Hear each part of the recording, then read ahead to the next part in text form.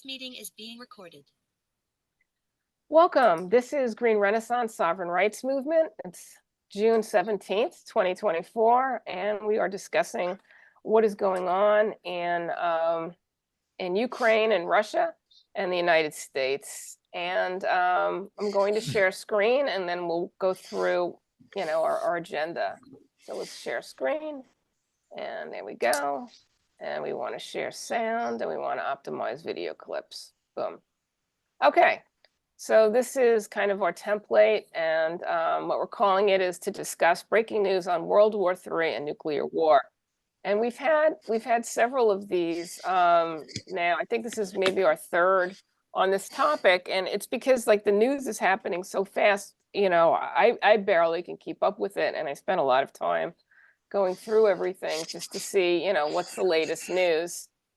And so, in this particular mail out, I said, it'd be great if everyone would, I don't know who this is.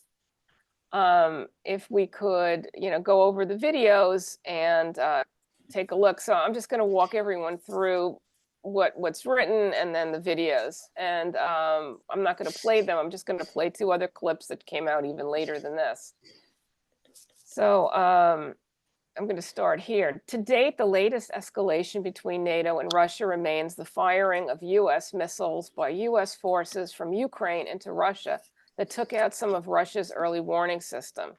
And that's a particular problem because the early warning systems is what gives Russia a feeling of confidence that they don't need to fire nuclear weapons, that they're safe. So if we take out their early warning system, they're going to be much more jumpy. So if someone does something careless on the U.S. side and they see something that's not great, they may just be inclined to be defensive and to protect themselves and fire off some nuclear weapons. So really, we want everybody's early warning systems working great, and we really want a system, a sensation of trust so that people don't jump the gun if they see a little blip. And then I go into the different videos. In regard to the first video, our only issue with Professor Gilbert Doktorov's analysis is that he doesn't game out the hostilities far enough. And I don't know if everyone's had a chance to see the video, but he talks about like what could happen and all of this stuff, and it's very good. So one of the questions posed is, what will NATO's reaction be if Russia retaliates with a show of weaponry similar to Iran's firing missiles over Israel, which did relatively little damage, but showed its military prowess? What will NATO's reaction be if Russia retaliates by attacking military bases, supply routes, and/or staging areas in Poland and Germany with conventional weapons? And this is I think this is a very likely possibility. And it's one that Scott Ritter has brought forward, and it also to me seems like a way to do something.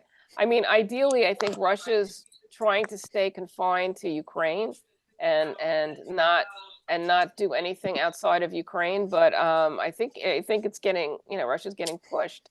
So if they were going to do anything, and I had long talks with Anita on this, and we kind of were gaming it out. And, I think Anita and I both feel the same way, that we think that it'd be kind of unlikely for Russia to just jump and hit Paris or London or something like that, or Frankfurt or Berlin. We think it's much more likely that Russia, if it was going to hit anything outside of Ukraine, it would hit military installations or supply routes or, transfer areas, just to keep the escalation as low as possible. And then we have NATO's potential responses combined with its threatened troop buildup in Europe might lead to Russia experiencing an existential threat. And that's really the key thing. That's their military doctrine for the use of nuclear weapons, is if they feel that they're experiencing an existential threat, they will, they can use their weapons, but they're really trying not to. So, okay, let's go a little bit further. While it's unlikely the continental US would be nuked in the first few military exchanges between NATO and Russia, grave errors can easily happen without trusted lines of communication and only minutes to respond. So that kind of goes back to, you don't take out Russia's early warning system. It's really a bad idea. And actually their early warning system that they took out is for the ICBMs. It's not in any way that Ukraine would be protecting itself. So it was really to knock out their ICBMs, and I think they took out two. I don't know if anyone wants to correct me on that.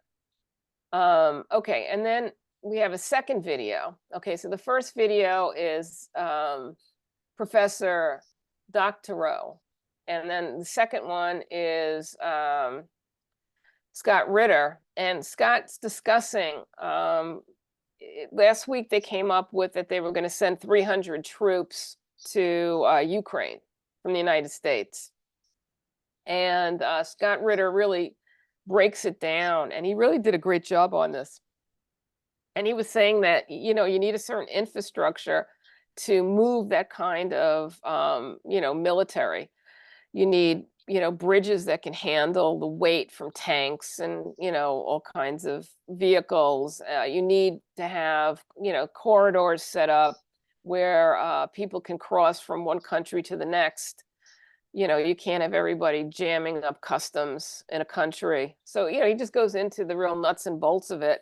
And he found it very unlikely that that this could happen, just because of the logistics as well as the costs and the time that it takes. So he didn't see that as being that on the horizon or that likely. He thinks it's kind of them just kind of blowing up smoke. One thing too that Scott Ritter has said, and we've all said, we all support the the protests against U.S. funding Israel and Israel and the U.S. creating genocide in Gaza, and the pier being used to wipe out. I think they saved 4 hostages but killed almost 300 Palestinians. Just horrible stuff. So, we support that, but we are perplexed why the anti-war movement can't add, ending NATO, stop World War III and nuclear war to their protest signs. And, if you look at the protest signs, they really are just purely on Palestine. And, there was a big thing called the Left Forum, which actually has a different name now. And Jeremy Kuzmarov, our friend, went over there and he did a few panels. And so did Covert Action Magazine, and so did a couple other people that we're good friends with. And they were interviewing these people that were there in support of Palestine. And he was saying that they were like professional protesters, that they were really glamorous, really handsome young men. And when he asked them questions about like actually what was going on, they knew nothing.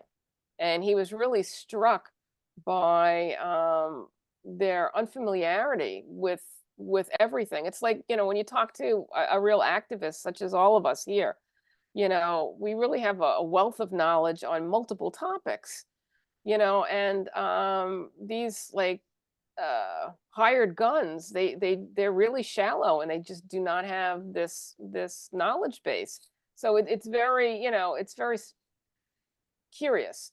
Maybe, there is a tremendous amount of Soros money that goes into these groups, and they're paid. And Soros is also a cutout for the CIA, and they did a lot of color revolutions, especially in the Baltic states and stuff like that. So it's not really out of character for that to be happening here as well.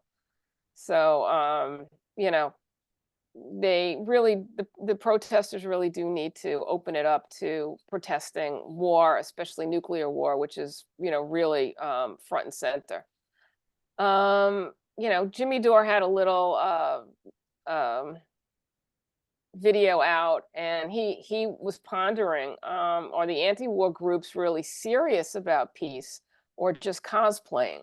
And it was a very interesting video, and it's also below.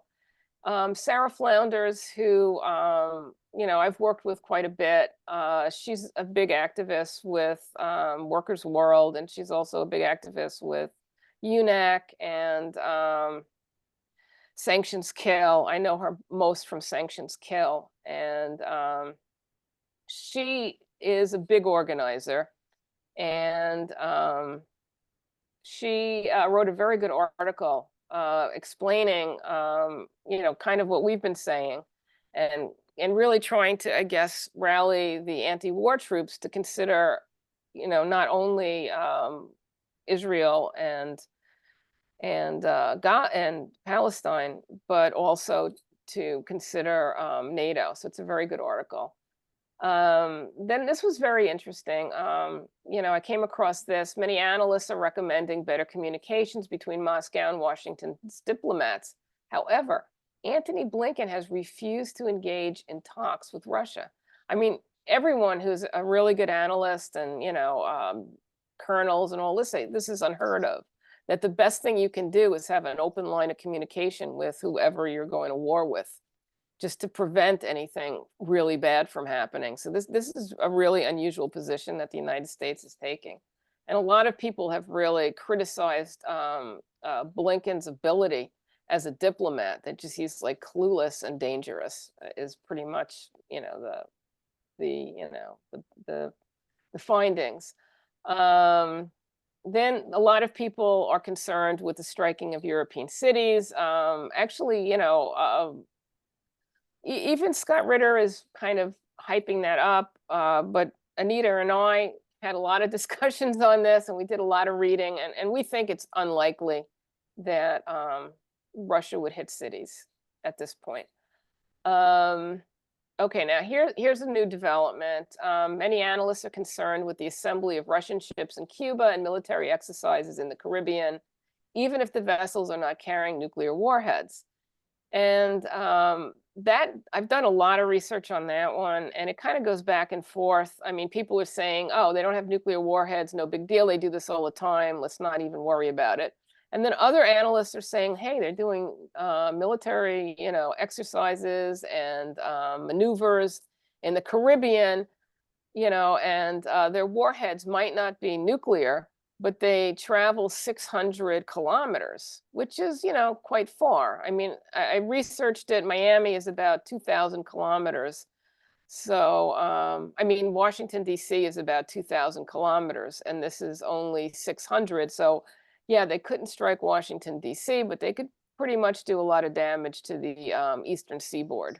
So it's quite serious. And that's that. So that's basically kind of, I guess, what we're talking about. And then I just wanted to kind of point this out. This is the article that Sarah did. It's very good. U.S. NATO threats ignore red lines in Ukraine. Then this is the other video that's really good. Professor Gilbert Doctorow, are Russian threats serious? It kind of goes through that. And then this was a great one. This was the one on the soldiers, and this was with Scott Ritter and Jimmy Dore. Excellent. And this one I think might even be my favorite, which is Colonel Lawrence Wilkerson, Scott Ritter in the State Department. If you haven't been watching Judge Napolitano, I highly recommend him. Is everybody watching him? Yeah. You watch him? He's very good. And then this is one on by Scott Ritter, and it kind of goes into some more strategies and things like that. So that's basically our thing. And then I figured I would play just a couple of short videos. Do you guys want to comment before I switch to short videos, or just go to the short videos? I just wanted to make one comment, and it was about the fact that having these ships here so close, we do have the Southern Command at MacDill Air Force Base, and that would probably be a main target if there was one, but it is enveloped by the whole city of Tampa and the Tampa Bay area. So he would have to really, the whole thing is they would have to really think twice before they would commit to a target like that, because that would be a lot of people harmed. Plus, they don't have, if they're not carrying nuclear weapons, if they're not, as they said, they also have hypersonics. Right. which are relatively new weapons, and a lot of people don't know about those. So that's kind of a new thing, and those can be pretty significant as well. So They go very fast, and I think their range is 600 kilometers. So they yeah, go pretty far. and people need to realize this is Miami is the largest nearby city, and I guess Tampa would be the next one. But they're only 80 miles away from Key West. I mean, Key West doesn't have any significant military presence there except the Coast Guard, but they are 80 miles away from Havana. So, I have a and friend who lives in Key West, and she says Havana is closer than Home Depot. yeah, Okay. and if they're conducting exercises, they have to be 24 miles or more out, because that would be the international line, and they could not cross those international lines. So that's not to say they wouldn't do it, but that's the international law. So Okay. anyway, Could I make a? Sure. Are you finished? I'm sorry. yep, I'm done. Okay, a couple of things. Currently, too, speaking of military exercises, this is where they're doing the every 2-year one in Hawaii, with about 30 countries that come to bomb Hawaii. I mean, they have all this military stuff with the ships and the planes, and they have this gigantic Pohakaloa area, 133,000 acres. In the middle of the Big Island between Mauna Loa and Mauna Kea, and that's part of what's used. And the people there hate it. They're finally getting mobilized to oppose it, but it's pretty futile. I mean, it's like throwing rocks at a tank. Um, but also, a couple of days ago, there was a major webinar that Diane Sayre put Oh, on. fantastic. Oh, thank you And for bringing that up. yeah, Fantastic. and were you able to see it? Because I did. Fantastic. Fantastic. Okay, it did have Colonel Wilkerson, Scott Ritter, and Colonel Black, and talking about exactly this issue and the threat of nuclear war and the danger. And Scott is just frantic to get the enough population educated to get out there in the streets and oppose it, or if not the streets, somewhere where there can be some effect. Because in the past, when the people have mobilized, it has slowed down. Apparently, it prevented Nixon from doing a nuclear bomb in Vietnam. But when 500,000 people showed up on his doorstep, as it were. So I just wanted. On this topic, this is one for John and Felina. Felina, are you with us still? Or did she drop off? Yeah, I'm still here. Oh, okay, this is for John Olson and you. Diane Sayre asked if we have a contact for someone who is on the Jill Stein's campaign that is working on signatures, because Diane wants to, I think, put some kind of a suit or something because of New York State, and wanted to coordinate with someone from Jill's team. Kelly Merrill is one that works with her, and Chris Sayre, not Diane Sayre, but Chris, and that's, I think it's SAY, or let me see. Well, Anyway, but they're a couple, but they're with Jill pretty much all. They were together when she got arrested and attacked at that college in Missouri. okay, so that Kelly was her last name, John? Kelly Merrill, Merrill.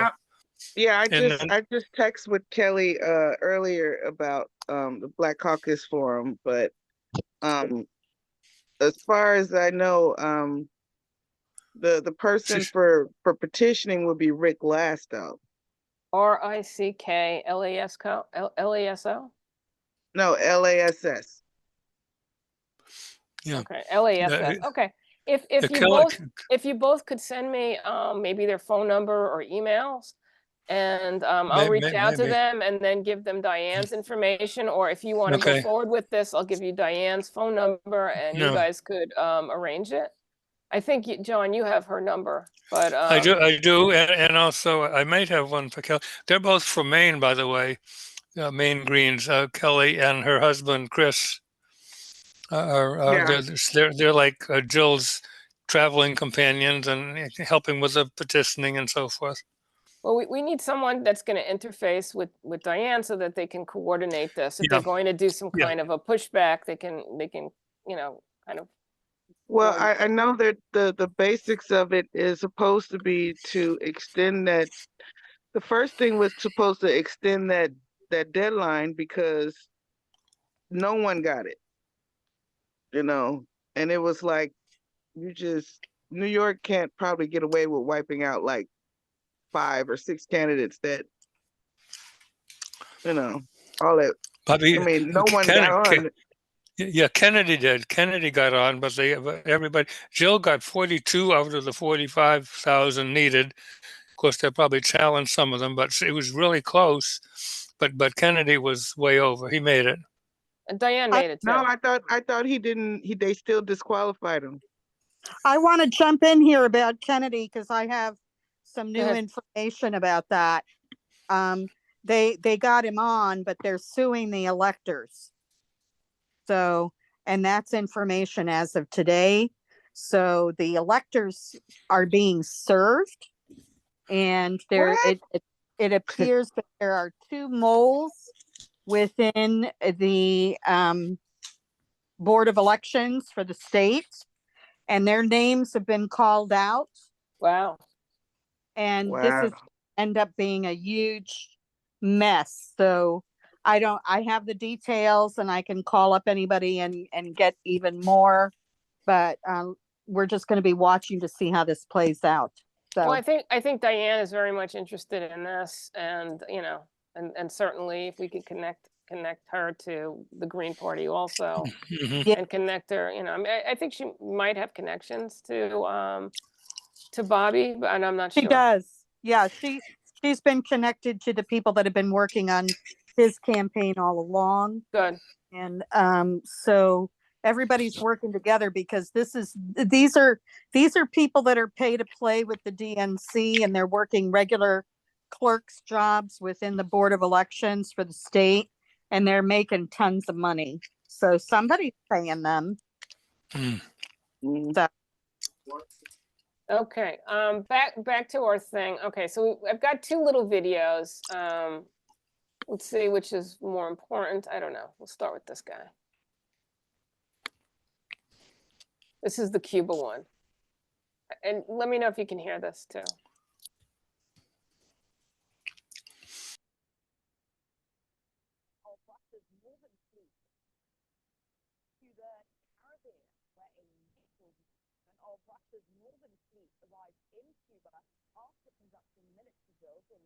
The audio is not coming through, Gloria. I wonder why. And when you're showing your screen, we see a black over the white. So there's Let me go out and go back in. I don't know why that happened. Oops. That's so strange. Okay, let's try it out. Okay, I'm just gonna go out, stop sharing, and then I'll do it again. Okay, so now I'm going to share screen. I'm going to share this. I've got, it says the sound. It says optimize for video clips. Do you see anything else, anybody, that I'm screwing up? you're not sharing your screen. We don't see anything. Oh, okay, well, that's important. Oh, I have to hit the share button. Okay. Okay, do you see this? We see RT in the top left corner. Okay, so now I'm clicking on this. And now are you seeing this? I see a black square, no image. Huh. All right. What if I do this? Let's see.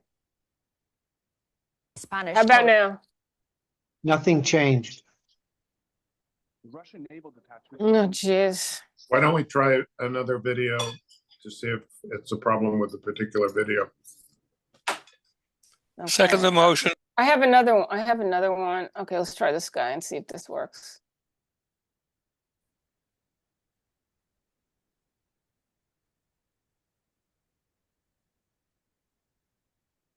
Still seeing black square. Okay, so you're not getting any of these, huh?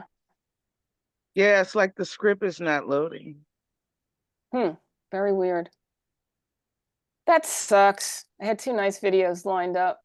I'm not quite sure You why want that's not someone working. else to try and play them for you? Yeah, Yeah. I'll send them. Okay. I guess Chuck, you're probably the most good at this, right? All right, let me stop sharing. Do you want me to try and, Yeah, you try. I'll send them to you. Maybe you're better than I am. on is one. this from which one, is this the doctor? Oh, did you prepare some shorts or something like Yeah, that? I have two short ones. Yeah. You want to put them into the chat, or are you gonna send them to the email? Oh, I guess I could do that. Okay. If it's a link, I Oh, it's can, not. Wait, it's just making me click it on it. Damn it. Okay. Oops. Let me put this here. Okay.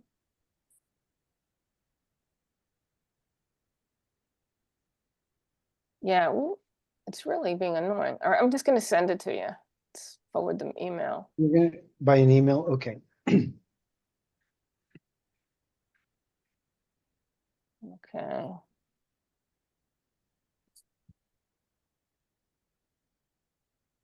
Okay, I sent one. I'm sending another one to Chuck. But if we're watching people here on the call, how do we get an email at the same time? I have no idea how would we do that. Okay, well, I just sent it to Chuck. Okay, let me come back to the meeting and, oh, I know what I could do while we're doing that. We could take a look at this. This might open. Let's see if this opens. Which was my favorite? I think it was this one. I'll play a little bit of this. You want me to try sharing my screen? Oh, okay, you ready? Well, let me give it a shot. I've got something, let me see here. No, wait, where is it? And if I share, I'm sharing my screen. Can you? Okay, now, yeah, we're seeing it now. Wait, I'm not. I did something wrong. Okay, I got it. Russians have not responded to that. That alone raised his eyebrows because Okay, bring it back a little bit. warning system. The next thing we should expect is a nuclear attack. So that's very, very dangerous.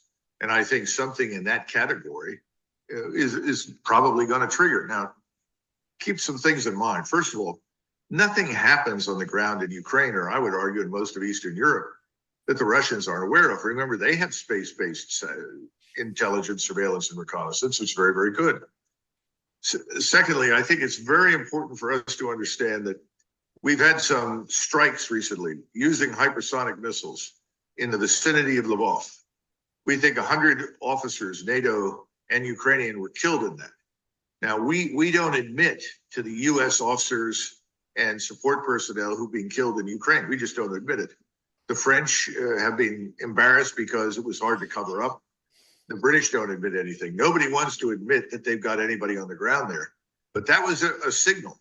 That was an underground facility. That was a well-known former Soviet area, Arab barracks and airfield and so forth. A big training hub for NATO and Ukraine. And they annihilated it, killing at least 100 and wounding another 200. It was a major, major strike.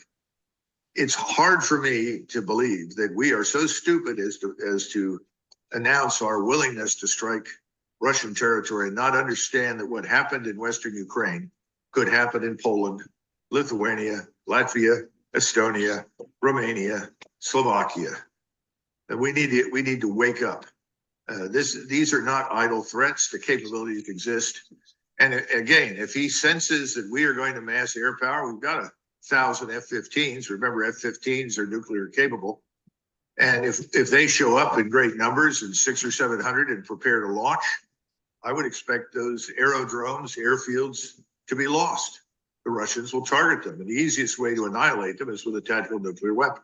I don't see any change in Washington now in the foreseeable future, unless the Russians retaliate very strongly against us in Eastern Europe. And I'm talking about, as I said before, these key areas, logistical sites, airports, and so forth, even logistical nets that depend on rail. I disagree with John Mearsheimer, and I rarely do. The one thing that I disagree with here is he talked about we would be dragged into a war. Wrong, John. We've been dragging Europe into this war from day one. The Europeans now have second thoughts. They're scared. And in fact, behind this facade of solidarity, things are falling apart. Why do you think Schultz spoke and said what he did? Everybody else in Europe nodded their heads. No, we are not invading Russia. It's not going to happen. We're the ones that continue to provoke. We're the ones that are continuing to maintain, with British help, this corrupt puppet regime in Kiev, whose only mission in life is to either sacrifice as many Ukrainians as possible and to do as much damage as they can to Russia. And frankly, they haven't done much damage at all. You know, today it was announced that Russia has officially become, I think, the 5th largest economy in the world after Japan. Gosh, what a huge achievement for the Biden administration and his friends and stupid supporters in both parties sitting in Congress. They've made Russia a superpower again. What this represents and what is actually happening in the northern part of Ukraine. I think you're witnessing the sort of spring rainstorm before the flood. And this is really one of those shaping operations. It's going to contribute to the fall of Kharkov and the movement further west and north by Russian forces in the area. It's very clear right now that there are several things baking in the oven. One is what I just described. The other is coming south out of Belarusia. A potential buildup there. Well, actually, it is a buildup. And I think that they, at the right point in time, will sweep south and cut off Kiev. By that time, most of these Russian troops should be further west. Now, what's the point of all of this? First of all, if you know that you're winning, and that is clearly the case with the Russians, what are you concerned about? You're concerned about taking no unnecessary casualties. So the emphasis on keeping Russian losses very low is probably greater now than at almost any point in this war.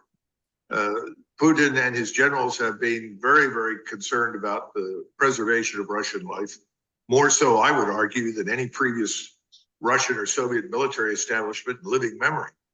And right now, I think that continues to bother him. At the same time, you've got to look at the maps, look at the road nets, look where the rail lines are, look at the rivers and streams, and then you'll see that these shaping attacks make sense.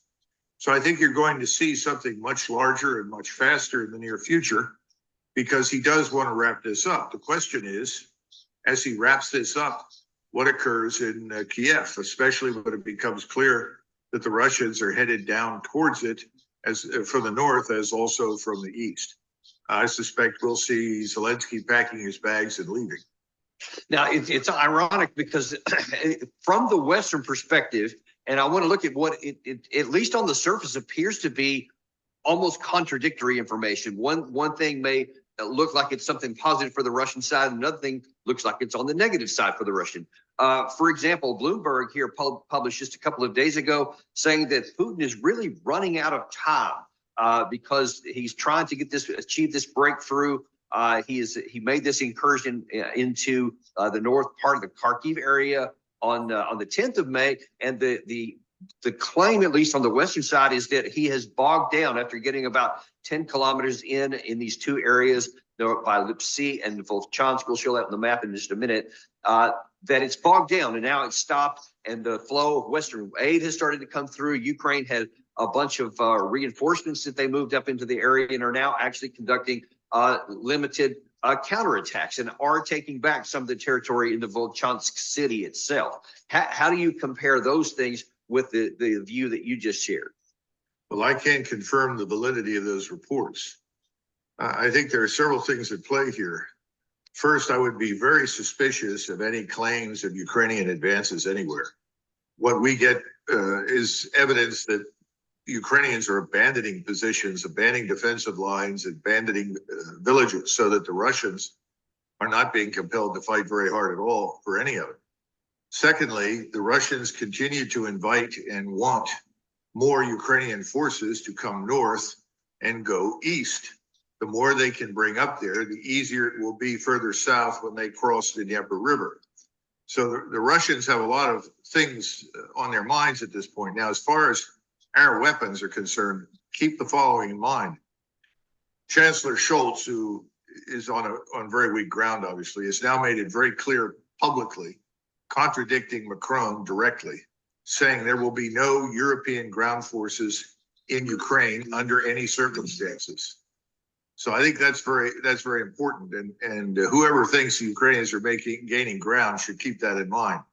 Macron has now acknowledged this. We are now admitting this. So they're no longer concerned about a direct NATO military intervention on the ground. They do look carefully at our air power.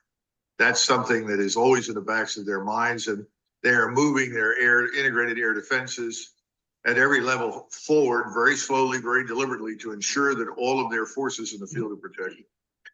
But I think the notion that the aid that we are providing is somehow or another making a big impact is just ridiculous, unless you want to talk about the so-called strike systems that the Ukrainians are using against the civil population in Russia. It's killing Russian civilians in various places, but that does nothing to retard Russian military power, but it does a great deal to stiffen opposition to the Ukrainians inside Russia. Well, it depends. I think it largely validates it, because I know that the Russian general staff wants very much to draw in whatever remains of the Ukrainian army that wants to fight. They want to destroy it. And by moving towards Kharkov in particular, they're facilitating it, because what you don't see when you look at the mass of those troops are the enormous numbers of rocket artillery systems, tactical ballistic missiles, various drone batteries, all of which take their toll on the Ukrainians, because the Ukrainians have practically no air defense whatsoever. So this is from the Russian standpoint. Thank you very much. Continue to arrive in great numbers, and we'll put an end to this sooner rather than later. The Russians, as I said before, don't see any point in sacrificing any lives in any major assaults against prepared Ukrainian troops. The other reports that keep coming in from Ukrainians that are out there fighting tell us that they know there's nothing behind them. What I mean by that is that they know there are no defenses that they can fall back on. Now, this is a very serious and dangerous position to be in. This happened to the Germans, by the way, towards the end of the war. As they fell back, they couldn't prepare new defenses. There was no time for it. By the time they had established a weak defense line, within a few days, the Soviets arrived with overwhelming numbers. So I think the Ukrainians are now in a very similar position there. There's nothing behind them on the way to Kiev. What might trigger this move? Because I could also show you, I wish I had loaded them up earlier. There's a number of videos that show large amounts of Russian armor in that area where that map was, where it showed these 200,000 actually up around between Sumy, Belgorod, right there in the middle there, you see that the Kursk Oblast, Belgorod Oblast, in those areas, there's been lots of videos of large armor formations that then basically disappear into the forest so that they can't be seen in large numbers. But in order to attack, or in order to launch something like this, there's going to have to be some kind of large movement at some point. Do you have any sense of what might precipitate that? No. And, admittedly, there were times when I saw evidence for major offensive operations developing, only to be told it's not going to happen. And the strategic defense, which was the cornerstone of Russian military operations, certainly for most of the first 2 years, remained unchanged. I think you're going to see a change this summer. I think they'd like to end this before the fall. So my gut tells me that you know, all of this positioning, all of these shaping attacks and massing of forces all indicates that that's in the offing. One of the things I would be very careful not to believe are these assertions, once again, from Western media, oh, the Russians are running out of ammunition.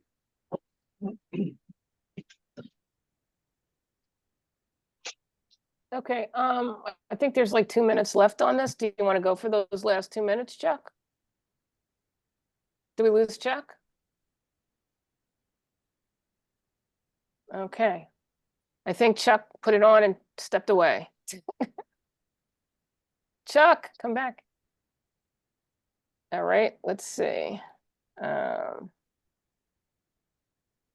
Okay, I'll go to Gloria, I only have like 2/3 of the picture. The rest is the Panthers versus the Oilers. yeah, Chuck was sharing the screen and then he stepped away, and now it's kind of ended. Let's see if I can get him back. Okay, yeah, I can't really do that. Okay, let me call him.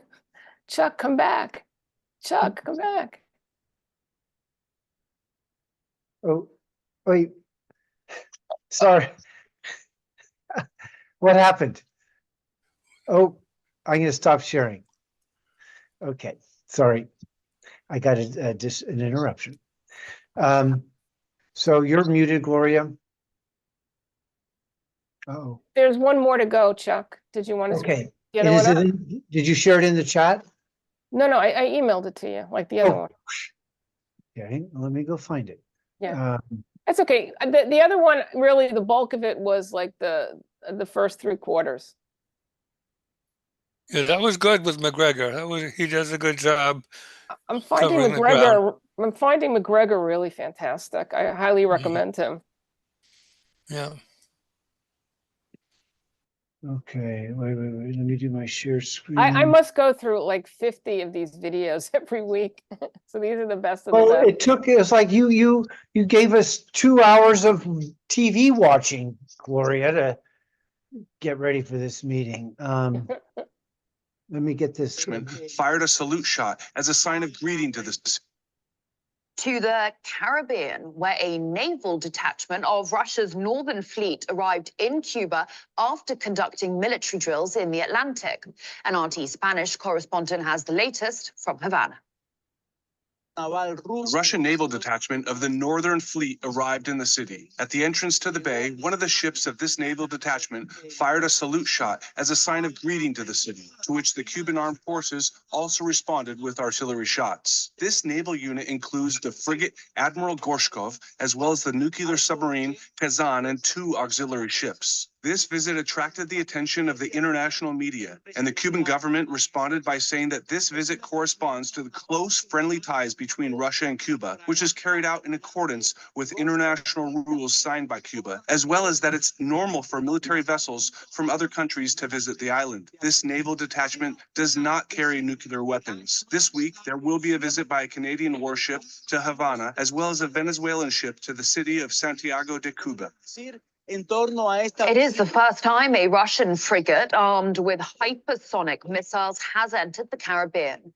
The naval detachment, like I said, is fresh off drills in the Atlantic, with the nuclear submarine Kazan taking part in a coordinated computer simulation to strike targets 600 kilometers away. In the waters of the Atlantic Ocean, the ship's combat crew practiced the actions of launching a missile strike against enemy surface targets using long-range precision weapons. Combat crews act accordingly. We receive a signal, put a mark on a map, and analyze the situation. We determine whether the target is within reach or not. We also look to see if we fall into the enemy's strike range. We select an optimal starting point or firing position, and we carry out actions according to the firing cycle and in the conditions of how we would use the weapons. Okay. And then I think the other thing that came up that I just sent it to Chuck, but it's not necessary to go over it, is basically the Azov battalion is being issued weapons So the U.S. has lifted previous restrictions on the use of U.S. weapons by the Azov National Battalion. And, these are the Nazis of Ukraine. And yes, we are arming Nazis now. I think that's everything that's happened this week. I think we're all up to date. So turning it over to y'all to chat about it. I could imagine that could be a target for the Kinzel, the Azov battalion would be, I think, foremost for the Russian analysis. The Kinzels, I think, are these the hypersonic missiles. Well, can I make a remark? Floor is open. And because when the Ukraine war broke out, on the same day that Biden said the COVID program's over, so COVID solved, no biggie. Okay, meanwhile we got a war. It's like this is at the great. David Hughes has written I'm starting to read his book. Basically, chapter 2 of his book talks about the shock and awe of conditioning the people to accept big lies. And the big lie around the Ukraine is the wicked, evil Putin is going to invade Ukraine. Mersheimer, I argued that we should kind of go back to the 1990s when Mersheimer said that if NATO expands into Ukraine, Ukraine will be wrecked. And Ukraine is getting wrecked. And Dr. Rowe, however right or wrong any of these guys are with their analysis, is saying, well, it may be that Kiev gets destroyed, that Kiev is going to become, the next Aleppo, the next major military expression of what we were warned about after 9/11, the forever wars. So how do we, in the face of all of this warmongering, profiteering by plutocracy, and obviously war is profitable, but it also keeps we the people distracted. So I don't know that we're going to be able to argue our way into peace through class,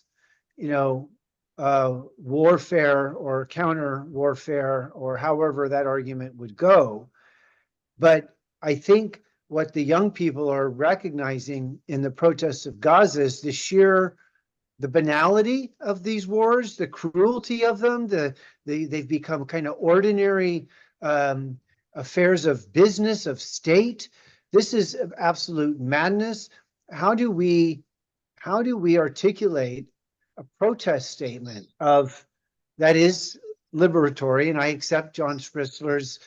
We have to assert the big kahuna, the big picture, the big potential, the big thing we want. What's the big hamburger? And it's peace. It's where people aren't going. It's where we transcend being played by plutocracy. Maybe that's it. Okay, I'm done. I'm searching. I'm searching for what we say in the midst of this insanity, because Eisenhower warned us when I was okay. The military-industrial complex is a problem, and here it is. We're facing the failure to ever hold them accountable. Chuck out. Well, there's not many things that we can do, but what we're doing is what we can do. We can learn, we can teach, we can share. And I think, that's really, and we could pray. That's pretty much what we can do, and we're doing it. Judy? I think the most significant item that I saw this week was an RT article about Lindsey Graham.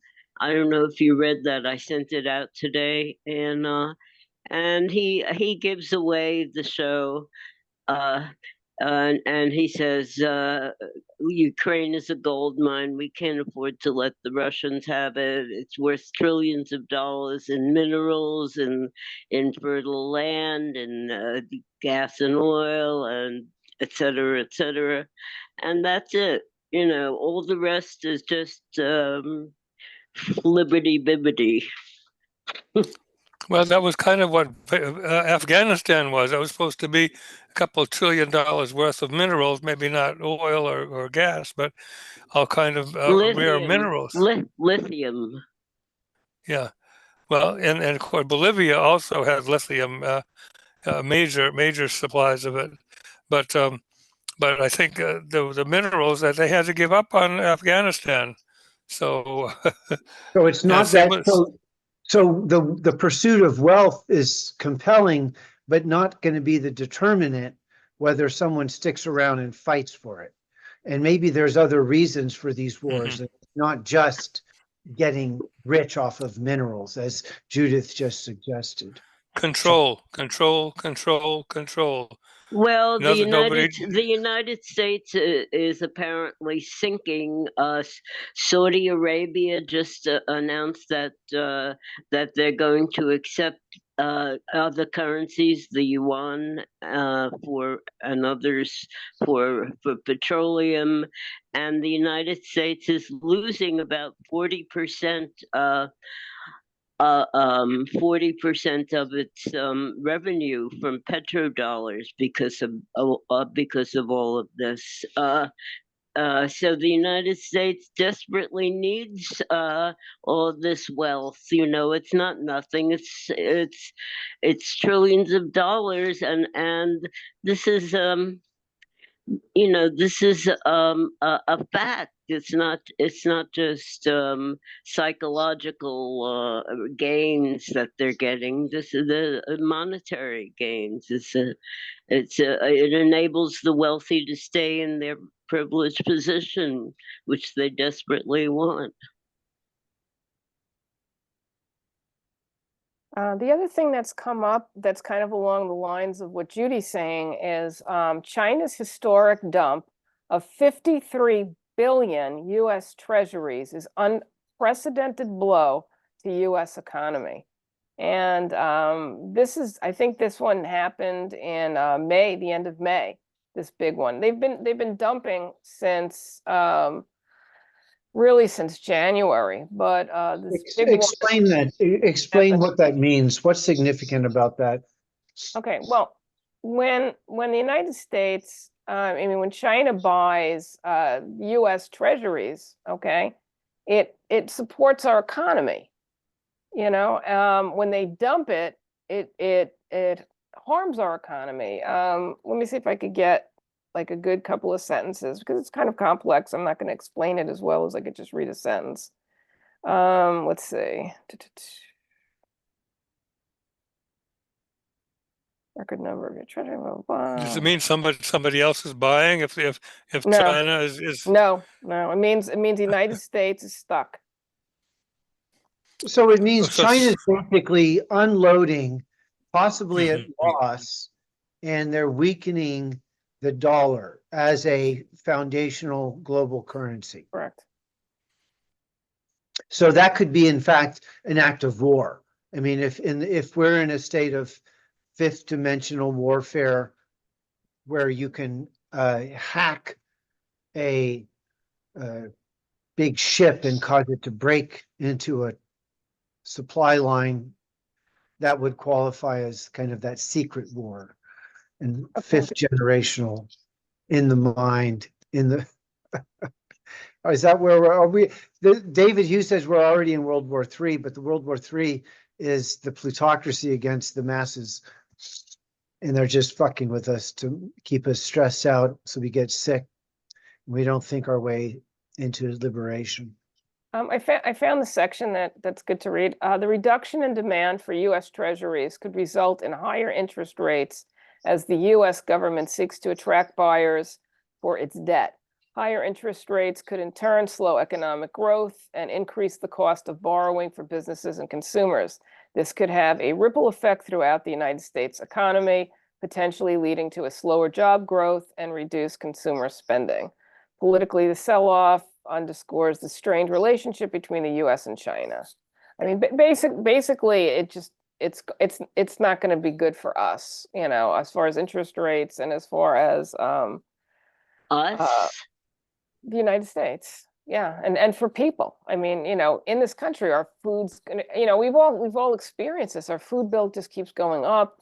Our energy costs keep going up. Our electric costs keep going up. Our taxes keep going up.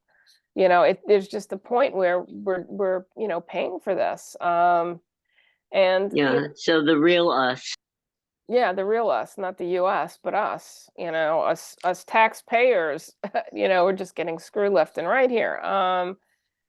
So it's a bad thing when China dumps that kind of stuff. It's just it's bad for our economy. So when they're dumping, does that mean they're just cashing it into the U.S. Treasury and they're saying, okay, we don't want to keep these anymore. Give us back our money. Is that Yeah, what it is? I believe so. I'm not sure Yeah. of the mechanics. It'd be good to have somebody for money and banking here. I wanted to discuss the other piece with money and banking, but I think they're not going to do it next week, you know. But yeah, it's serious stuff. Our economy is really in bad shape. Our debt is outrageous, and you know, that's the other problem. And a lot of people are saying 34 trillion.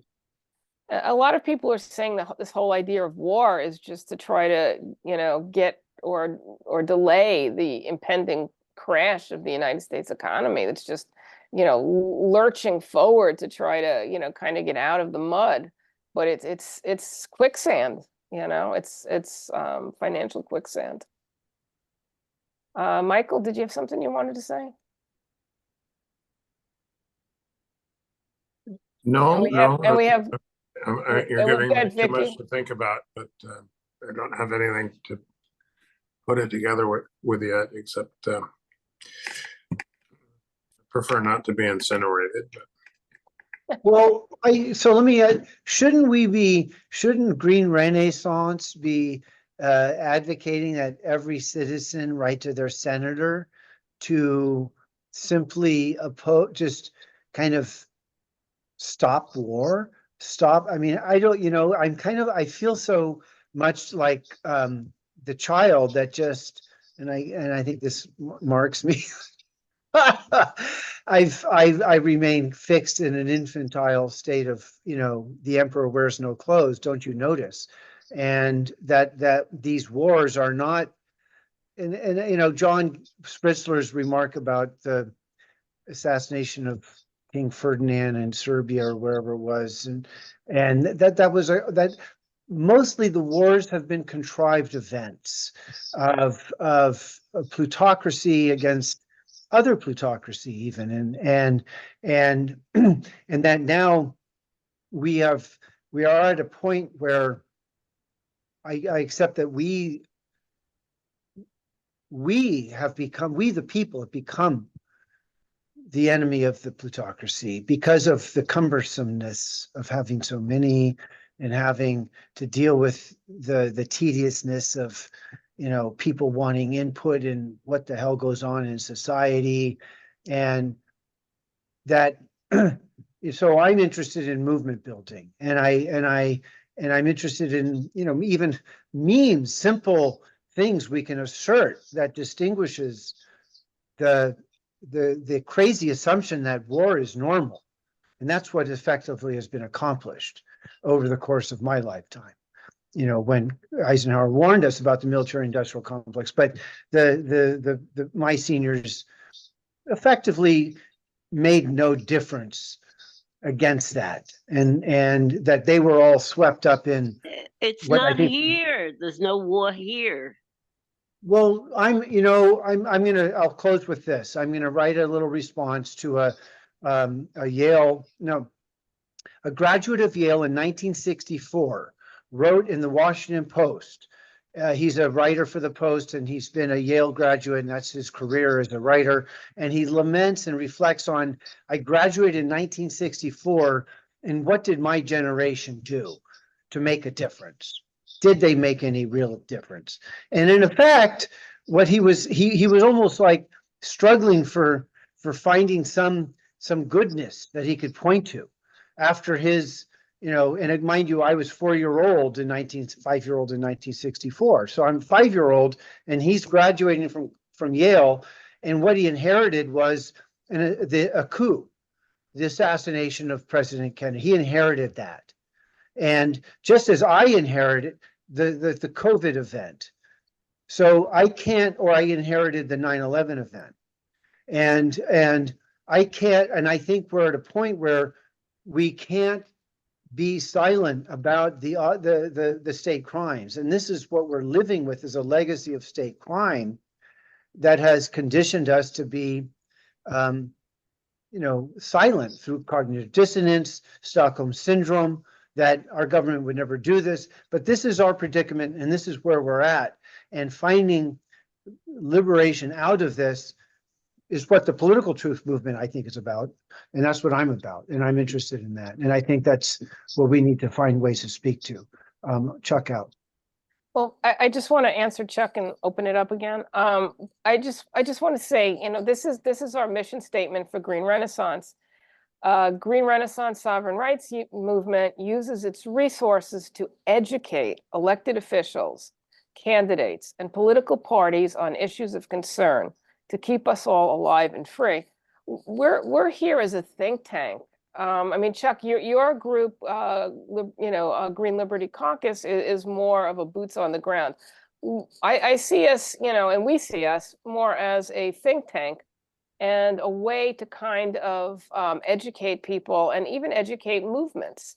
I mean, there's a big anti-war movement that we are trying to get to focus on this and, to add this to their demands, that the demands are not just on Palestine and Israel, but are on this particular topic. So that's our goal, is really, to move people in that sense. And I think we do that. I mean, these mail outs that we send out go to a real wide group of people. And I do see, these ideas replicated.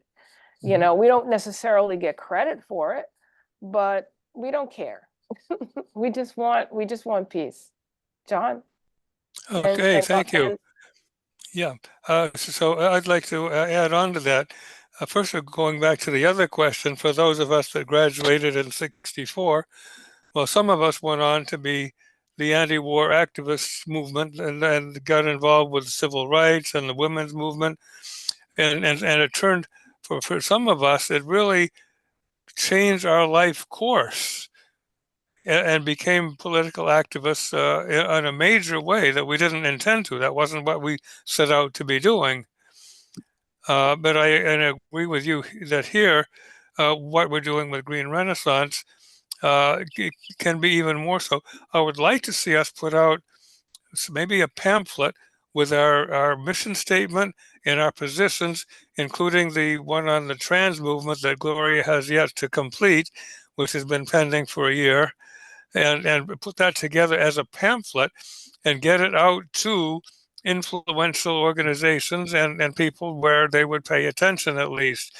And I think that's something that would be really useful to do as a printed and possibly online, but to get it so it's available as a package. Here is what Green Renaissance is about and why we have grave reservations about the present direction of the Green Party and what are the critical issues facing humanity at this time. Here's our perspective. So I would propose we can perhaps work on that. Okay. The mission statement and the other positions, because it's good. The things that have come out of it are good. Judy has her hand up, but she never took it down. So Judy, we don't know if you want to share again or not. Oh yes, I never took it down, but I do want to say something. Yeah, so war is a growth industry, and as an example, Finland is building 50,000 bomb shelters in the little country of Finland, and And other countries are doing the same thing. So there are all kinds of ways that people can make money from war, and I'm of course that is part of the drive towards it. I don't think that they're headed for nuclear incineration, and I have to admire the Russians for showing up in Cuba, which is like the ghost of the Cuban Missile Crisis revisited, you know. So, and that's a direct threat to America. I don't know if anybody else has another interpretation of it, but that's what I think it is. I think it's a good point. It's a good point, Judy. Sort of putting them on notice, especially with a submarine there. You know, they could pop up off the coast of South Carolina or Georgia or Florida or Texas, and oh, here we are! Bing, look out! So, John, let me jump in, and if I may, I need to respond here, because I think we have a politics of accountability, and this is because that's Gloria remarked about noticing how themes of discourse that Green Renaissance is dialed in on shows up all around us in other conversations. And what I'm also noticing is accountability. Left, right, doesn't matter. People are saying, goodness gracious, shouldn't something be done? Is this, it's like there's this perplexedness of among those that are, I guess, in the cognosciente, those who are paying attention and aware and noticing. Cognoscenti. Thank you, Judy. I appreciate you. Yes. Okay. I struggled, but so I think our task is to advance a narrative of, whether it's white paper, whether it's in our radio, whether it's in our podcasting and all of our substacking that we're doing. And the narrative is somehow, so what I'm settling in on is the narrative of that we've been lied to, that fundamentally you can't trust your government. This then becomes moral crises. Really? They've been lying to me? I can't trust them. So where do I go? Who do I turn to in all of this? Well, you turn to people that can make sense of what's happened. In Green Renaissance, the people in the political truth movement are endeavoring to make sense of this. And where there's a tension, I'll close with this. The tension is around, is the problem purely an abstraction of plutocracy as this wicked evil power out there bearing down on us and doing wicked and evil things to us? Or is it a fact of just normal class tension and the rich will do this to us, and how do we navigate this, and what argument is going to be compelling to galvanize people and move people?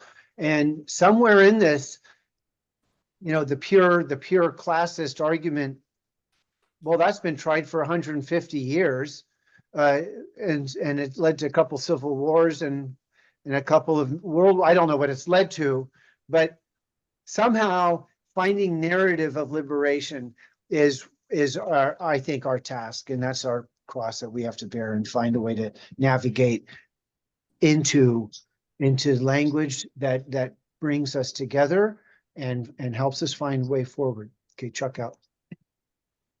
That's a very good point, but of course, you realize that people will revolt on their own without any guidance from us.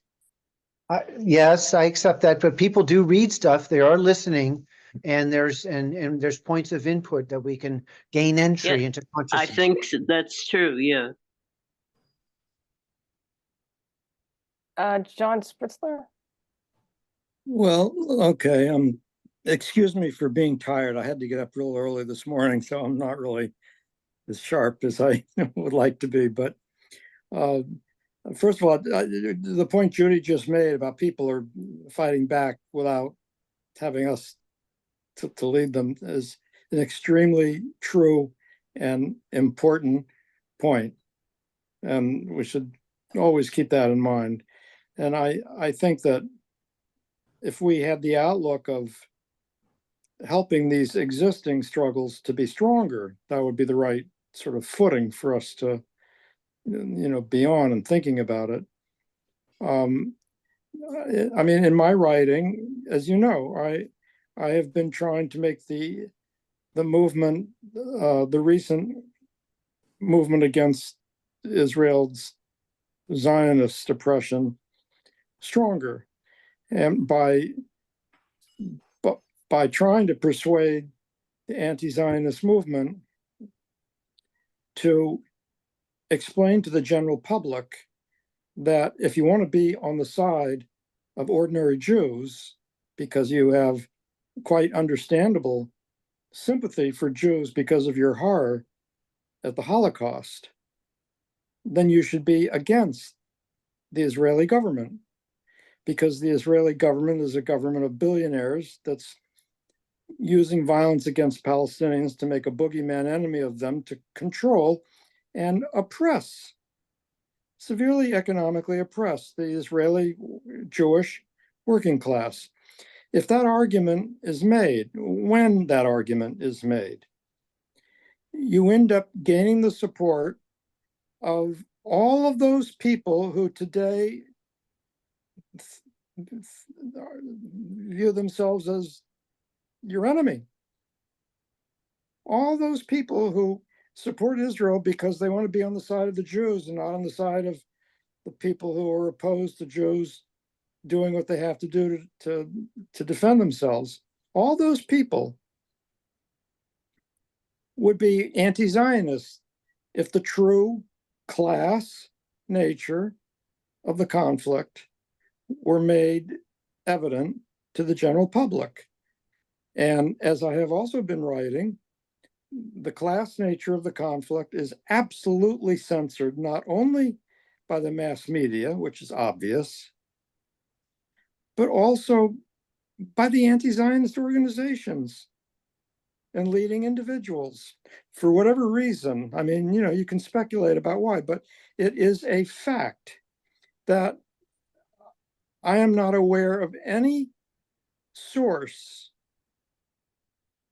explaining the class nature of the conflict in Israel and Palestine, except myself and the fact that Covert Action Magazine publishes my articles on it. Except for that, zilch, absolutely zilch. And notice, by the way, that when Covert Action Magazine had that video with 3 speakers, myself, that what's his name, Halper, that American Israeli, oh shoot, I don't remember any.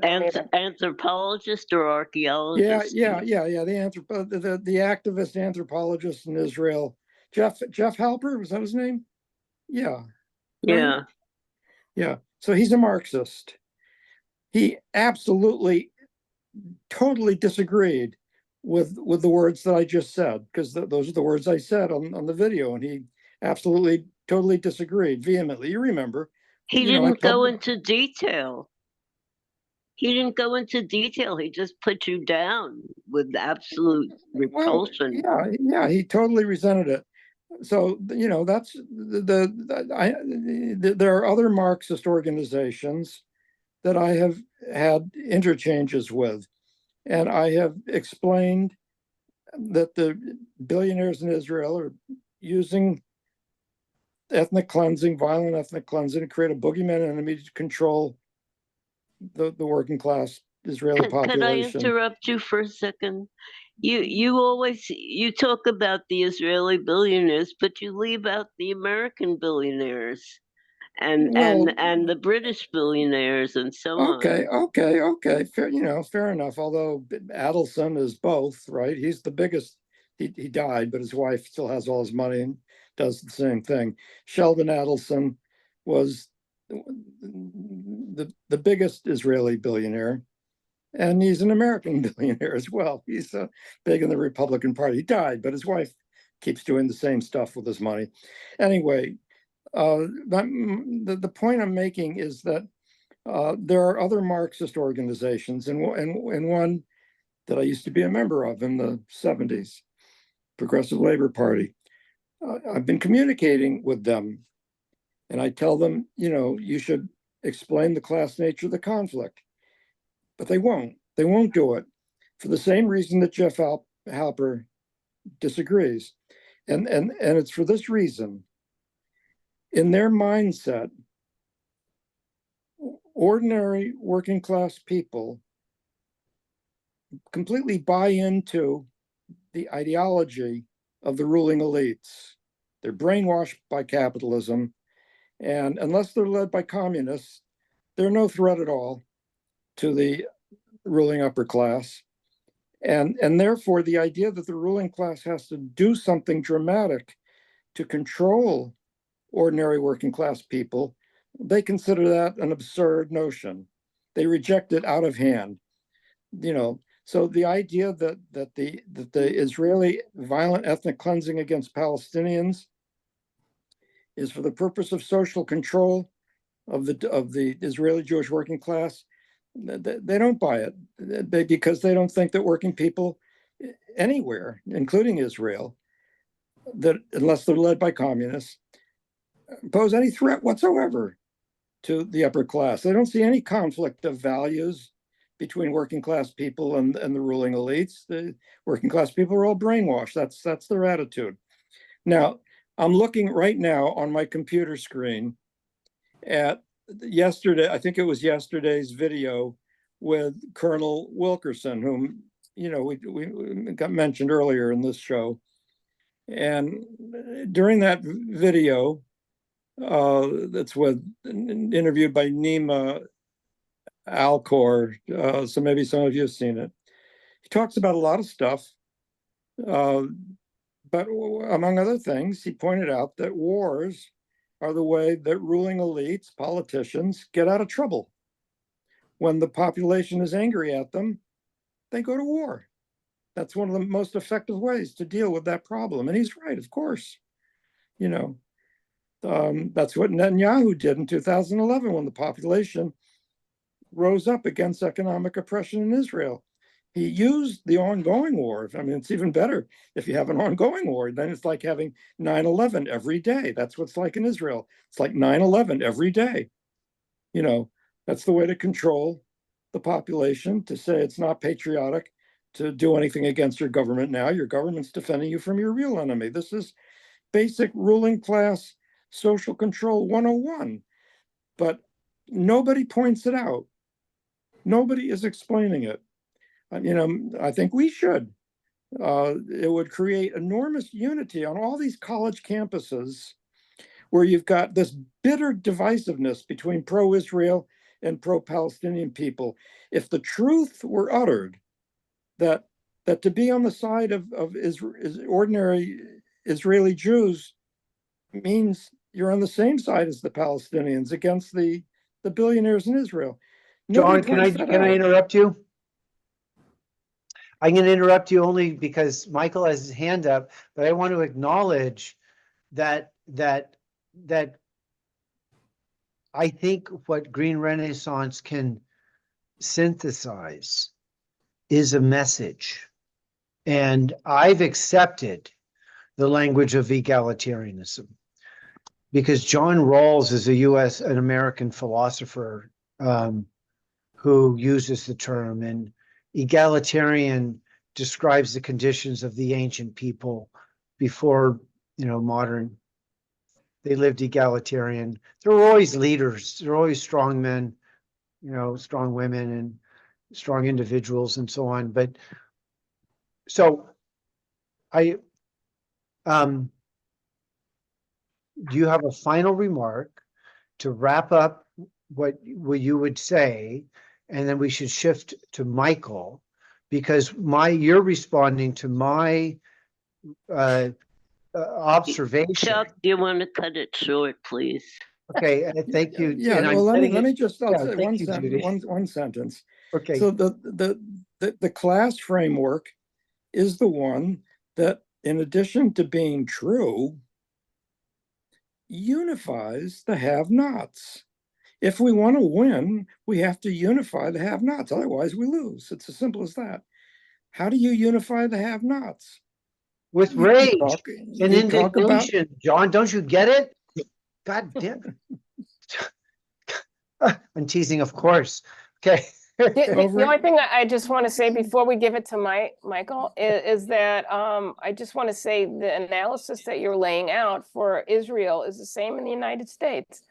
In the United States, Russia is our boogeyman enemy, and we are repressed by our ruling elite with this threat of Russia. And really what's going on now is the economy is about to go flat. And you know, it's from the debt, it's from China pulling out, all the other countries pulling out, the dollar not being the main trade. It's still the main trade currency, but it's moving down on the peg, the loss of the petrodollar. I mean, all of these things collectively, we're in trouble.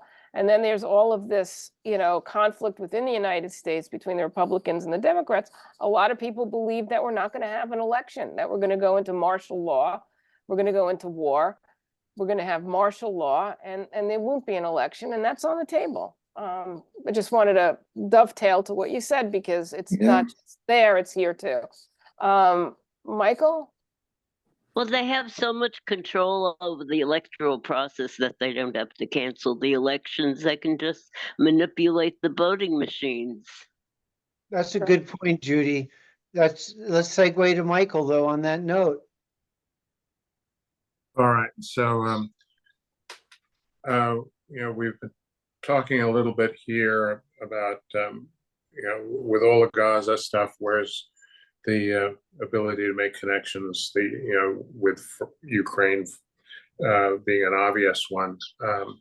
You know, where the Ukraine flags were the stop the nuclear war flags at the Gaza demonstrations. And Jeremy Kuzmarov wrote his article, you know, making a point like that. And I think that's a valid concern and a worry. I'd like to say, hopefully, that the dots are so easy to connect, and the abuse that we're getting on Gaza is so great. I have a little bit of an encouragement. Several weeks ago, I was at the Unitarian Church, and a young woman came in, and she was very upset over Gaza or whatever, and she was beginning to vent. And it was a short conversation, but she said, you know, with Gaza, she volunteered that with Gaza, and she used the phrase connecting all the dots, and realizing that, you know, just how bad the United States has been in so many ways across the board. And it gave me a little bit of hope. But I think we have to realize what we are up against, and we have to think about how, communicating that. I mean, you know what? So I began with hope, because it's always difficult when when your message is a bleak one. But you know, so we talked about inheriting the Kennedy assassination. We had talked about inheriting 9/11. All of these things, they're not individual events. Each one is an accretion of power that builds on the other one. And with it, you get accretions of power that people don't necessarily see. I mean, you know, there was a time when I think, you know, maybe they saw a lot of what was going on with the Kennedy assassination, but you know, the Times now covers the JFK assassination as if the United States government didn't, when it left off with its last investigation, conclude that there was a conspiracy. They didn't say who did it, but they said there was a conspiracy. and the Times doesn't report it that way. So each one has been an accretion of power building on the other, and with it, power and resources. So, before 9/11, you had the disappearance of the $2.3 trillion. Where did that go to? Well, it probably paid for some of the financing of 9/11 as well. What else happened? That was Donald Rumsfeld reported that, right? I think it was the day before, right? September 10th. Yeah. He was Department of Defense secretary, said there's a multi-trillion-dollar black hole. September 10th, September 11th, 9/11 happens. Michael, keep going. I think you're on this. Wait, I just want to say one thing. Hold on. And of course, the plane hit the accounting area. This is what Pentagon. I'm going to say. You don't have to say that. I'll say it. Okay. If you're watching, if you're reasonably knowledgeable in the government or whatever, you see what happens. I mean, there's actually an advantage to us announcing it on September 10th, because then it makes much clearer the message that's being sent to everyone. The very targeted nature of the anthrax letters that went out a few days later. So what section of the Pentagon gets blown up? The section of the Pentagon that is investigating the disappearance of the $2.3 trillion. Well, it's easy to remember the $2.3 trillion and think about that as being the figure that was lost. But remember, the Building 7 went down, and when Building 7 went down, that was the Enron and the WorldCom, and it was the records of a whole host of other huge transfers of missing money, and we're get really good at this. I mean, Oklahoma City, that was also, a bunch of the Clinton documents went missing with that explosion. So we've had these huge transfers of money and power, and more recently, we've had FASB 56, which I don't think we pay attention to enough, which says that now when there are covert operations going on, the government is, when it steals and hides and money, its accountants can falsify the books. And if there are corporations working with the governments and covert operations, they too can falsify the books. This is violation of the Constitution, because the Constitution says that the government agencies, including the Pentagon, are supposed to deliver accurate accountings, but which they've never done. But what this means is that increasingly all of this money is just awash in the economy, and for all we know, several people on the screen could be, receiving some of the money, because it's there's so much of it. It's very tasty. It's tasty to. It's called Social Security. Say yes to, and Social Security. So and then Gloria says, what can we do? We can learn, we can teach, we can communicate. Well, for one thing, these are things we probably have to be learning and teaching and communicating. We have to think about the fact that it's a bleak message, but for another thing, we have to think that all of that money that's floating around everywhere, and we're talking, I mean, I think we really don't have any conception of just how much money is out there that's unaccounted for and that nobody knows about. And when it flows, they don't have to pay taxes on it, etc. All of that money, if the one thing that we can do is learn, teach, communicate, then the one thing that's most important for them to do is to make sure that we don't learn, communicate, teach, etc. And that's where a lot of that money is going to be directed. Hence, our long night at WBAI yesterday as they seek to shut down the Pacifica network, and everything they're doing in trying to shut down our other methods of communication. So we really have to think, how do we with our, when the resources went away to them, we've been impoverished financially impoverished in the process. So we have fewer resources, they have more. So we have to think about how we do our fight to learn, teach, communicate with these lopsided and invisible resources that are on the other side. That's huge. Let's just note, Michael, so you're describing, we are in the thicket. We are in the fog of war. We accept freedom and liberty, our virtuous words, and liberating from by being together against what is I think the term plutocracy is almost like the language we should just simply settle in on. It's 19th century. The people in the 1890s used it to describe those amassing wealth.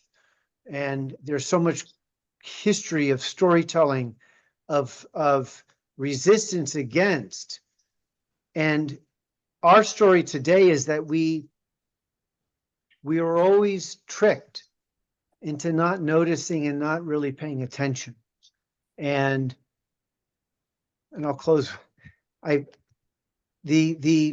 firebombing and the destruction of Tulsa, Oklahoma,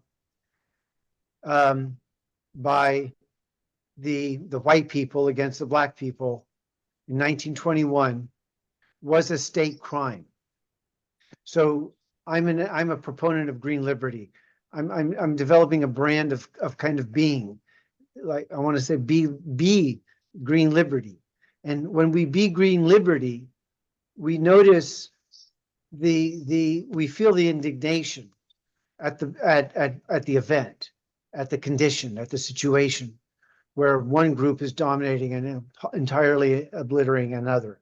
And that's what's happening and triggering the young people today is the sheer in your gut response of indignation against what Israel is doing to Gaza. So Tulsa in 1921 is that event of one to completely annihilate the other. And that's the truth. There's this harsh political truth of state crime, and the black people of Jim Crow experienced it so strongly and utterly, and then driving while black remains a problem today with so I am arguing, I have an essay that the Green Party can grow its ranks if we appeal directly to the problem of state crimes, and we said that's the problem. The people ruling us don't have credibility and legitimacy because they've been complicit in advancing this criminal state, you could argue. So, but at bottom, I accept the egalitarian argument that what's the answer? What are you working for? What do you can't just come in with complaining about the negative events of injustice. There always has to be the framework for, well, what are you about and what are you for, positively speaking?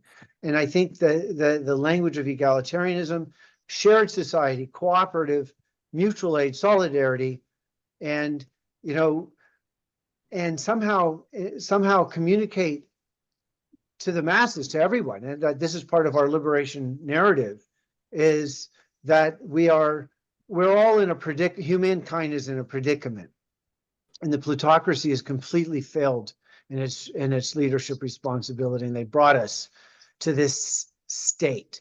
So now they have to abdicate. They have no standing. They're not leaders of us. They're leaders of themselves. Okay. Well, then BlackRock owns $1 trillion of housing.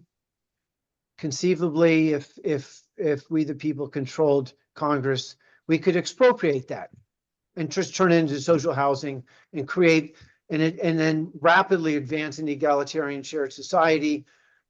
And with that comes responsibilities to produce and engage and keep things working. Resist entropy. We have to resist the entropy of aging and resist prolixity, please. Well, so we can develop some beautiful means of liberation in all of this. And this is why I'd just like to introduce two things quick. Michael, could you please repeat that law that you were saying that they're able to do this covert stuff?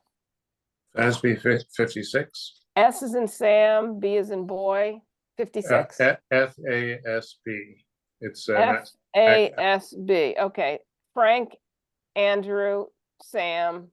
It's the Financial Accounting Standards Board.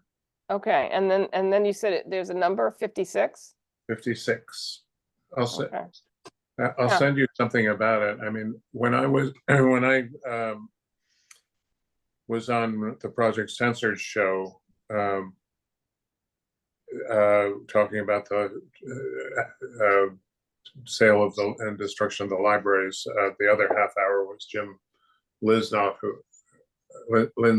who was talking about the fact that the Pentagon has got all this black money and has never met the constitutional requirement, etc. I think he may have also mentioned, if he didn't mention it there, he's mentioned it other places. Catherine Austin Fitts, certainly covers the missing money, over and over again, and I can send you something. But I mean, the idea that you can steal money big time, you can make really huge amounts of money just disappear, and then you can fake the books. Catherine Austin Fitts got into it back when she was working at HUD. And I was aware of her working at HUD because I was working in housing and we had business with HUD and stuff like that. And, at that time, discovered a huge amount of money that had been disappeared or siphoned off from HUD. Wow. Hey, can I jump in? Well, I just want to. Okay, Gloria, indulge me. Okay. Okay. Housing. I'm inspired by calling out state crimes, and that's a negative thing to do. To say the emperor's not wearing any clothes, everybody. Hey. No, it's like, don't tell me that. So, but what our society needs, and where there's unity and I think consensus, is housing. And the city of Vienna, 40% of the housing in the city of Vienna, or maybe it's Salzburg, is publicly owned, and the city owns it. And it's just there's not a lot of churn on it, as you could imagine. People settle in and stay for long, but there's churn. But the bottom line in solving the homelessness problem, which plagues all of our cities, is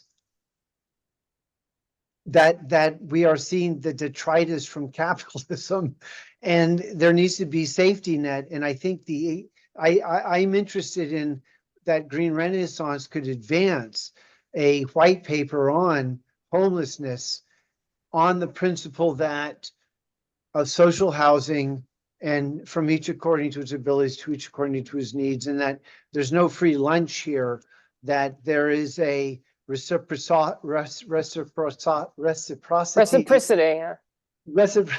of you take and you give and you generate, and everybody. And I think the final reciprocity. Thank you. That is that urban farming, that the homeless who have no place and no thing to do have a place to be and things to do in the city. The city air makes you free. was on that if you could leave serfdom for a year and be in a city for a year, you were free from the master that you were tied to on the land, and cities were liberatory places historically. And so this is my rant. I had a point to make. I'm not going to make it because I can't remember it. But Okay. If I can just take up maybe a Go ahead. point of privilege on the fact that Go ahead. profession. Gotta wrestle your way in there. So my profession for over a quarter century was doing housing, and I decided not to continue with it, partly because I think it's run as a distraction, as a wedge to drive communities apart, and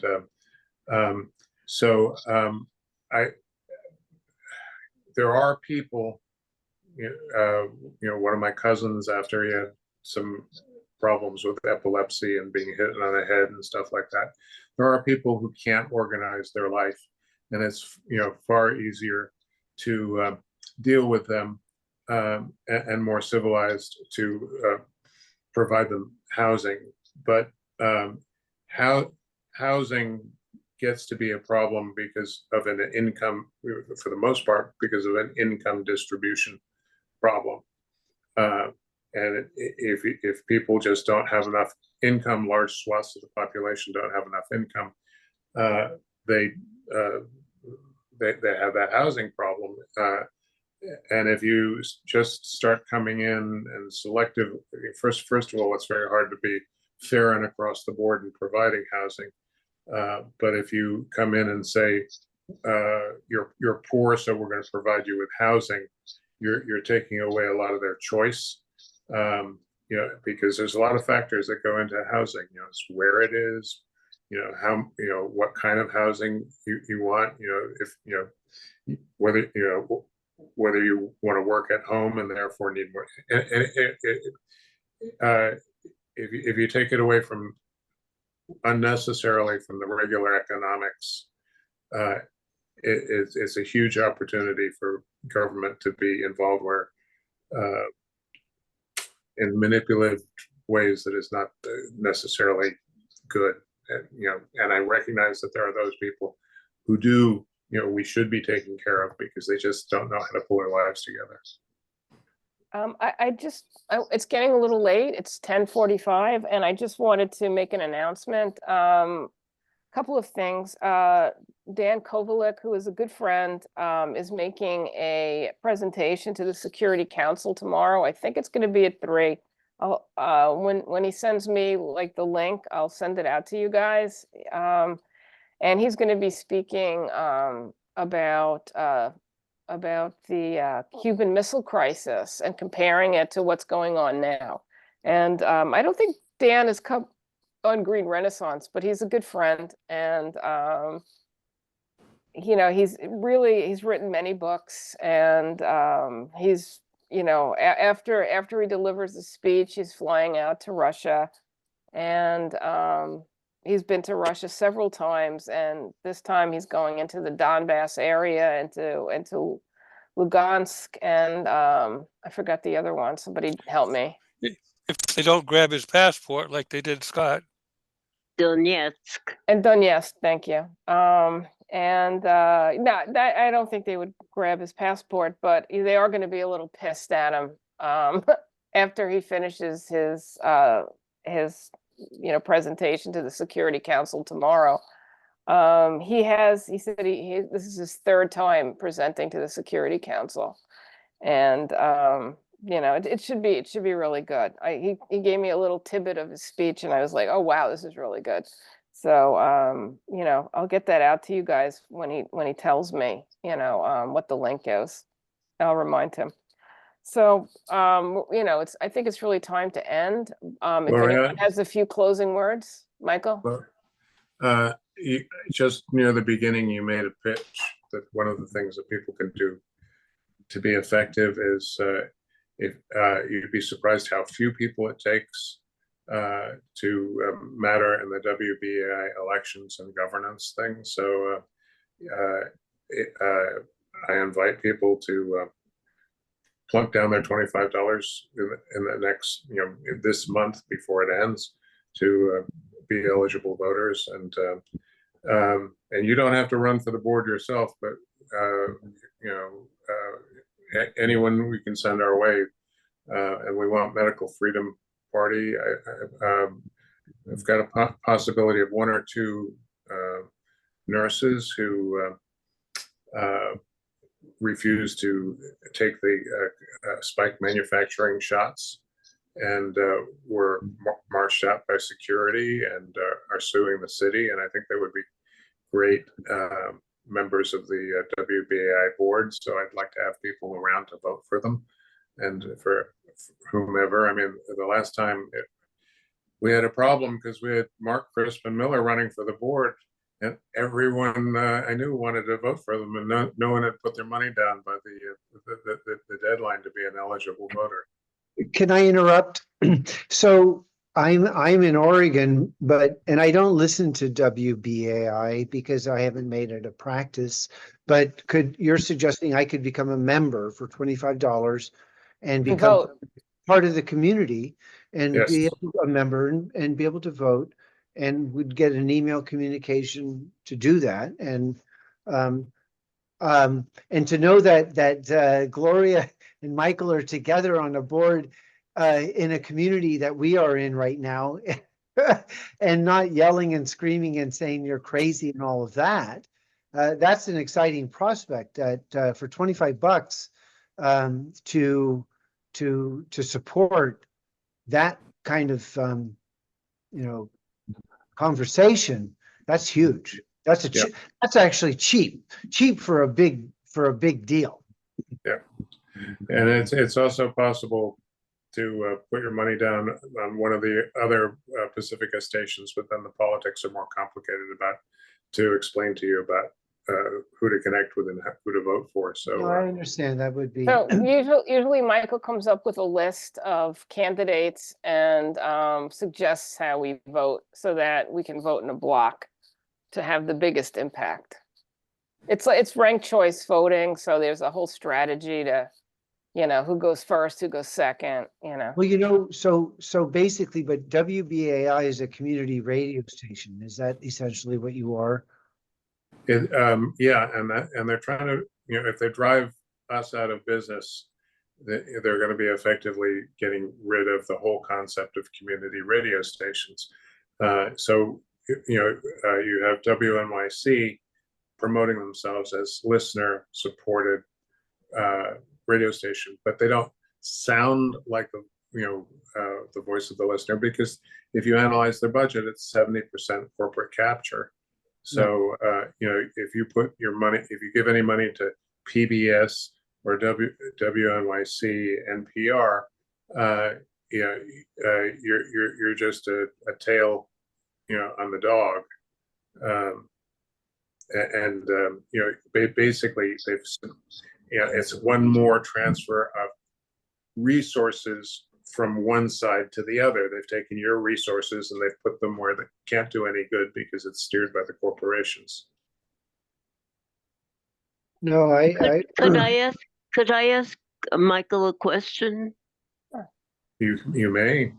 Yeah, okay. Well, I got something in the mail about a demonstration on Friday for the Green Amendment. Have you heard of that? I'm not up to speed on that, no. Okay, well, all right. I thought at first it was part of the climate hoax, but it's not. It seems that there is a Green Amendment that passed in 2021, and it's an amendment to the state constitution, and it says that the people of New York State have the right to clean air, clean water, and a healthful environment.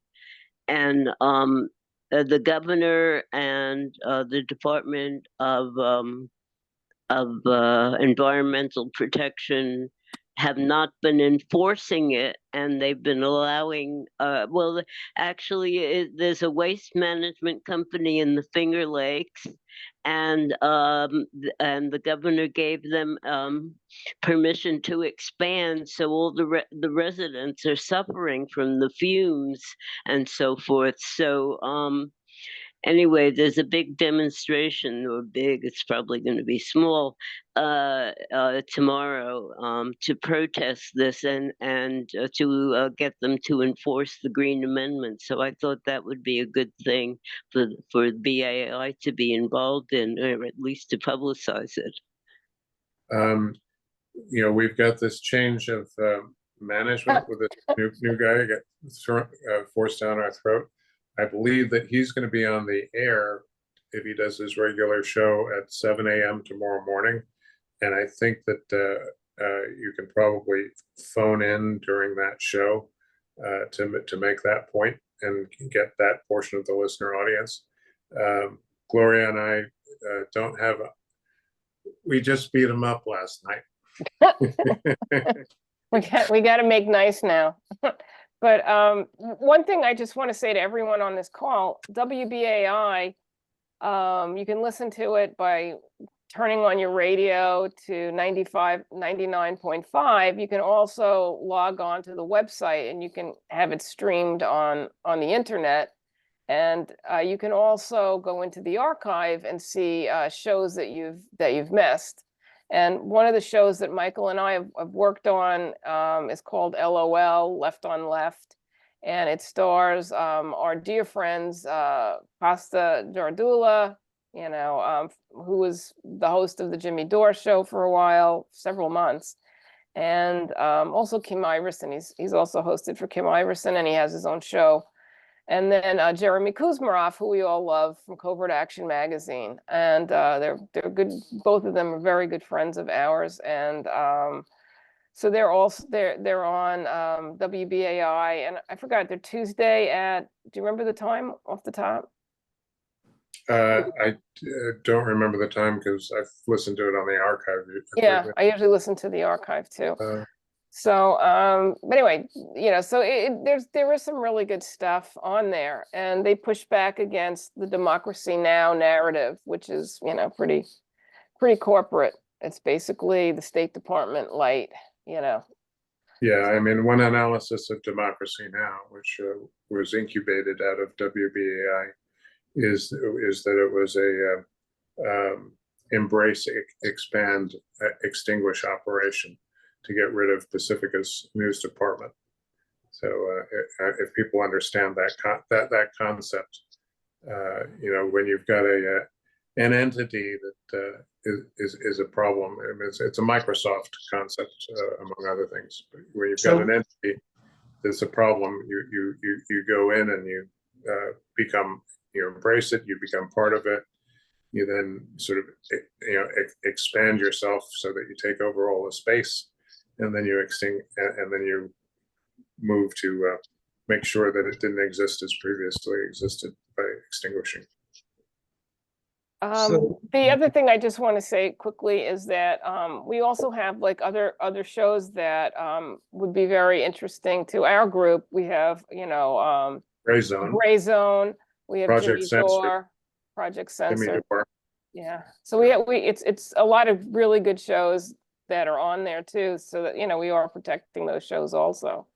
So for years we ran Guns and Butter, which was, you know, a huge amount of stuff about state crime, you know, major state crimes.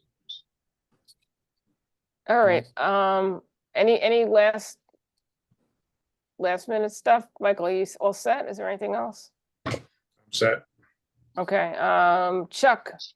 We'll stop the recording. Okay.